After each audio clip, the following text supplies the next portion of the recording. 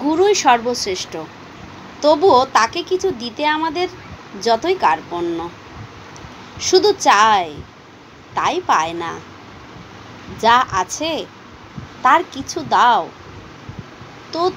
তবে তো তুমি পাবে। পরমার্থ পেতে হলে সমর্পণ তো করতেই হবে। বারবার আত্মচর্চা, গুরুভক্তি, কিছু যদি গুরুভক্তি থাকে, গুরুভক্তি যদি ঠিক থাকলে সাধন ভজন কিচ্ছু করার আগে না, কিচ্ছু করতে হয় না।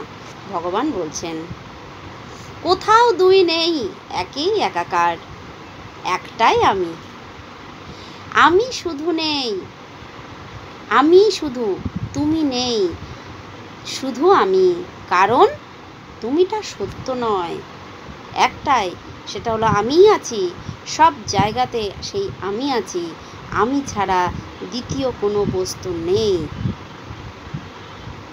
বাইরে যা কিছুই ঘটুক না কেন, আমাকে যেন তা বিচলিত করতে না পারে। নিত্য আমিতে অবস্থান করাই সাধকের কাজ। চিরচঞ্চলতার অবলুপ্তি। যে কাজ করতে চায় সে একাই সব কাজ করতে পারে, যে কাজ করতে চায় সে একাই সব কাজ করতে পারে। তার উদাহরণ বা উপমা আমাদের স্বামী বিবেকানন্দ। অজ্ঞানী যেমন নিজেকে শান্ত করতে পারে না, জ্ঞানী তেমন নিজেকে চঞ্চল করতে পারে না।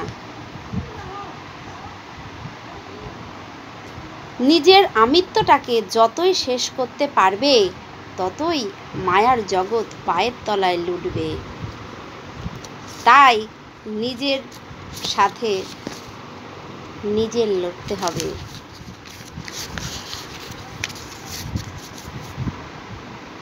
থামলে চলবে না। জয় ভগবান। ভালো থাকবেন। ভালো লাগলে সাবস্ক্রাইব করবেন, লাইক করবেন, কমেন্ট করবেন। জয় ভগবান।